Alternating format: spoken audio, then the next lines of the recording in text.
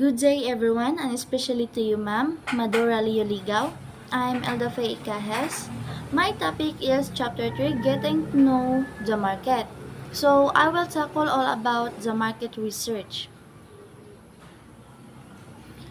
What is market research?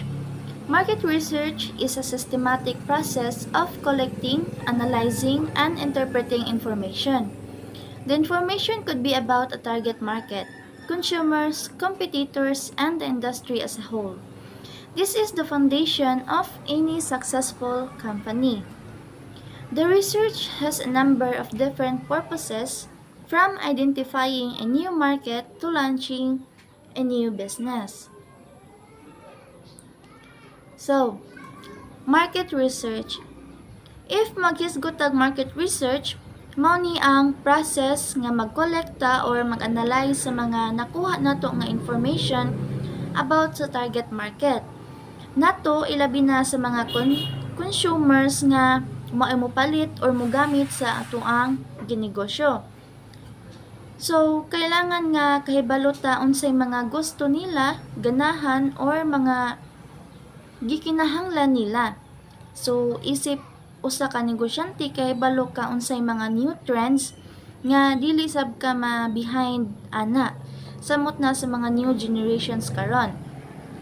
Then sa ato asad nga competitors, mag-observe sad ta nila, mag-gather tag information kung unsay strategy nila nga gibuhat para naasad tay idea kung unsaon ato nga mas creative kaysa sa ilaha. Kay the more nga creative ato ang strategy, mas ma-persuade or ma-attract or maengganyo ang mga consumers or mga customers. So ang tendency is effective ato ang strategy. So mao ni ang sample sa pag-research, pag-survey para mahibaw-an nato. So, the entrepreneur should exert all efforts to know the market he or she wants to exploit. The more you know about your market, the better you will be able to determine customer needs and wants. Market research can help business run more efficiently and market more effectively. So this can possible through conducting a good market research. Basic questions in market research. So there are 7 basic questions that you must ask in preparation for any market research. So first, why? Purpose and objective for conducting the market research. What? Determines the scope and the limitations of the market research to be conducted. Which? Determines which segment of the market must be studied. This must be the market segment that entrepreneur is eyeing. Who? Identifies who among the members of this selected market segment will participate in the market research. When? Determines the time and timing of the research. This is critical for entrepreneurs whose product or service will be offered to a time-constrained market such as office workers. Where? Pinpoints the relevant location of the market research. How? Determines the methodology to be used for the market research.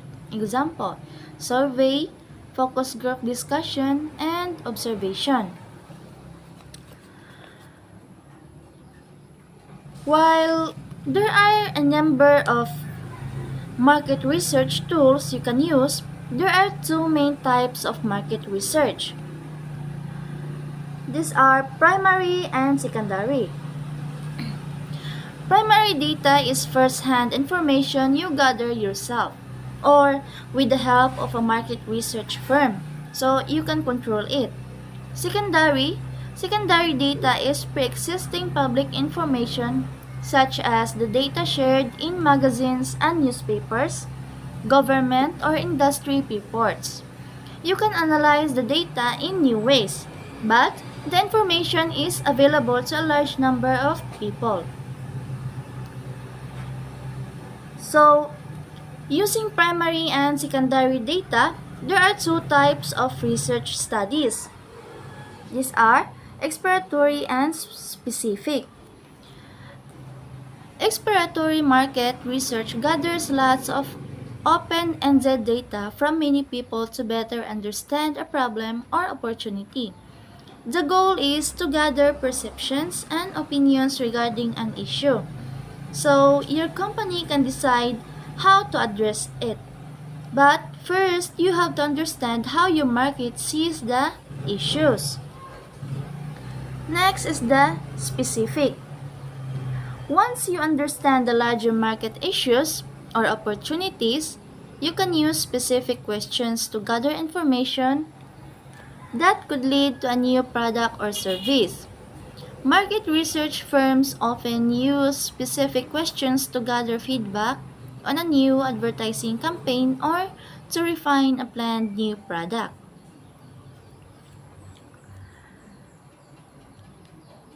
So, while primary research is more time consuming and expensive, sometimes it's the only way to get the information you need. So, the most common primary research tools are surveys, focus groups, observation, and the last is in-depth interviews. So, surveys. Asking customers a series of questions to better understand how they feel about products, features, or about the experience they had during their hotel stay, for example, are two possible uses of a survey. Surveys consist of a list of questions that can be shared with an individual by phone or in person on a card or paper or online using a survey software. Focus groups, bringing together groups of people with a common characteristics such as age, hobby, or buying habits. To better understanding their likes and dislikes is a focus group. Focus groups typically consist of 8 to 12 people, with a moderator who poses questions for the group to discuss. They are a useful way of getting feedback on a new product, new features, or new ad campaign. Observation. When the researcher gathers information simply by watching how a subject interacts with product. The technique is observation. This is often used in comparing preferences for several types of products. Last is in-depth interviews. Another market research technique is the one-on-one interview with an individual, during which probing questions are posed to better understand the person's product preference. So, when conducting market research, to better understand industry trends and broader shifts, secondary research is often a good place to start. Some of the most useful sources include industry associations and trade groups. Most associations publish annual outlooks, trade journals specific to your industry. Second, government reports, such as the census or annual federal procurement results. Industry analysts, these individuals monitor the performance of public companies in your space. Universities faculty members, see what research reports they have published.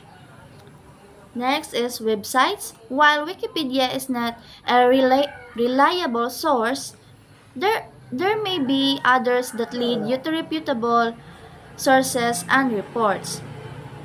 Competitor websites and materials. To convince potential customers to buy from them, they may share useful statistics and reports.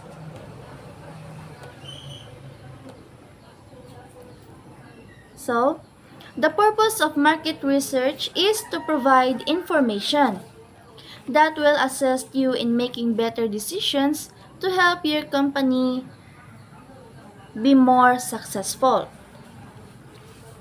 So, sa business, Dili lang kay positive or tanan naa say mga negative.